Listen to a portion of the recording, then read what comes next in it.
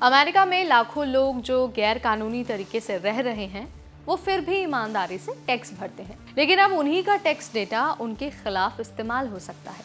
जी हाँ, आईआरएस यानी कि जो टैक्स विभाग है वो अब ये जानकारी आईसीई को दे सकता है ताकि लोगों को डिपोर्ट किया जा सके।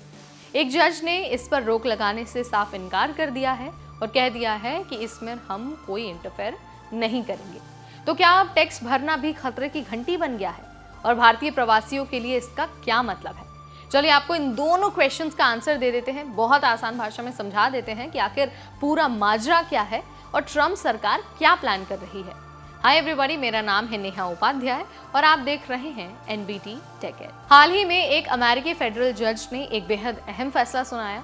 उन्होंने कहा कि आईआरएस को इलीगल इमिग्रेंट्स को टैक्स जानकारी आईसीई के साथ साझा कर सकती है, यानी कि साझा करने से रोकने से इनकार कर दिया है। यानी अब आईसीई उन इमिग्रेंट्स के नाम आईआरएस को दे सकती है जो अमेरिका में इलीगल तरीके से रह रहे हैं और आईआरएस उनके टैक्स रिकॉर्ड को क्रॉस वेरीफाई कर सकती है। इसका मकसद है उन्हें पहचानना और देश से बाहर निकालना। 2019 में अमेरिका में लगभग 11 मिलियन अनडॉक्यूमेंटेड इमिग्रेंट्स थे। हर साल इनमें से लाखों लोग ईमानदारी से टैक्स भी भरते हैं, लेकिन अब वही डेटा उनके खिलाफ इस्तेमाल हो सकता है। इस फैसले के खिलाफ कई गैर लाभकारी संगठनों ने केस किया था। उनका कहना था कि जो लोग टैक्स भरते हैं, चाहे वो किसी भी स्टेटस में क्यों ना हो, उन्हें वैसी ही प्राइवेसी का अधिकार मिलना चाहिए जैसे कि बाकी नागरिकों को मिलती है। लेकिन कोर्ट ने कहा है कि आईआरएस कोई नया काम नहीं कर रही है, वो सिर्फ पहले से मौजूद कानूनों का इस्तेमाल कर रही है जो ये कहते हैं कि अगर कोई एजेंसी किसी क्रिमिनल केस में जांच कर रही है तो आईआरएस कुछ लिमिटेड जानकारी साझा कर सकती है, जैसे कि नाम साझा कर सकती है, पता बता सकती है या फिर जो पहचान नंबर है वो भी बता सकती है। हालांकि कोर्ट ने यह भी साफ कह दिया है कि आईआरएस पूरा टैक्स रिटर्न शेयर नहीं कर सकती है, खास तौर पर वो जानकारी जो सीधे टैक्स पेयर से आती है। यानी आईआरएस सिर्फ वही डेटा साझा कर सकती है जो उन्होंने अपनी जांच से पाया है। इस फैसले के बाद आईआरएस के एक पूर्व कमिश्नर और जो एक्टिंग कमिश्नर है उन्होंने रिजाइन कर दिया है। इससे साफ है कि खुद आईआरएस के अंदर भी इस डील को लेकर काफी ज्यादा असहजता है।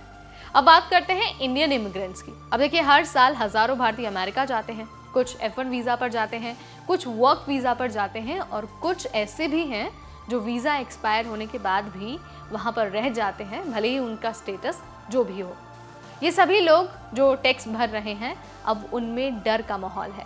2022 में भारतीय मूल के 5 लाख से ज्यादा लोग अमेरिका में वर्क वीजा पर थे।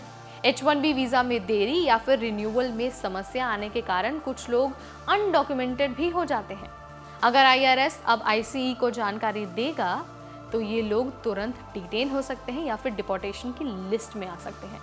और ये डर सिर्फ अनडॉक्यूमेंटेड लोगों तक लिमिटेड नहीं है, बल्कि ये एक मैसेज बन गया है कि आप टैक्स भरिए, लेकिन सरकार उस डेटा का कैसे इस्तेमाल करेगी इस पर कुछ नहीं कहा जा सकता। इस मामले में एक और बड़ा सवाल खड़ा होता है। सवाल ये कि क्या सरकार को सिक्योरिटी के नाम पर नागरिकों और जो इमिग्रेंट्स हैं उनकी प्राइवेसी से खिलवाड़ करने का हक है? दरअसल आईआरएस का कहना है कि ये जो डेटा है वो सिर्फ गंभीर क्रिमिनल मामलों के लिए साझा करेगी, लेकिन क्या इसकी कोई गारंटी है? क्या एक बार जब ये सिस्टम चालू हो गया तो तब इसका मिसयूज नहीं होगा? अब देखिए, प्राइवेसी एक्सपर्ट्स का मानना है कि इससे सिर्फ प्रवासियों ही नहीं बल्कि जो दूसरे टैक्स पेयर्स हैं उनकी प्राइवेसी भी खतरे में आ सकती है। फिलहाल इस केस का फैसला हुआ है, लेकिन कानूनी लड़ाई अभी खत्म नहीं हुई है। जो नॉन प्रॉफिट ऑर्गेनाइजेशंस हैं वो अपील की तैयारी कर रही हैं और अगर आगे जाकर कोर्ट ने इसे असंवैधानिक माना, अनकॉन्स्टिट्यूशनल माना, तो ये फैसला पूरी तरह से पलटा भी जा सकता है। लेकिन जब तक ऐसा नहीं होता है तब तक लाखों इमिग्रेंट्स असमंजस में रहेंगे, खासकर वो भारतीय जो वहाँ पर रह रहे हैं, काम कर रहे हैं और सही तरीके से टैक्स भी भर रहे हैं। तो यहाँ पर मैंने आपको बता दिया है कि कैसे इलीगल इमिग्रेंट्स या फिर जो अनडॉक्यूमेंटेड इमिग्रेंट्स हैं, अगर वो टैक्स भी भर रहे हैं तो उनका जो डेटा है वो उन्हीं के खिलाफ इस्तेमाल हो रहा है। ये पहले भी जानकारी आई थी, हमने आपको बताया भी था, लेकिन अब कोर्ट ने इस पर रोक लगाने से मना कर दिया है। यानी कि जो प्रपोजल ट्रम्प सरकार ने रखा था वो कंटिन्यू होने वाला है आगे। आप इस बारे में क्या सोचते हैं? Let me know in the comment section. Immigration से रिलेटेड हर छोटा बड़ा अपडेट हम आपके लिए लाते रहेंगे सिर्फ और सिर्फ एनबीटी टेक एड पर।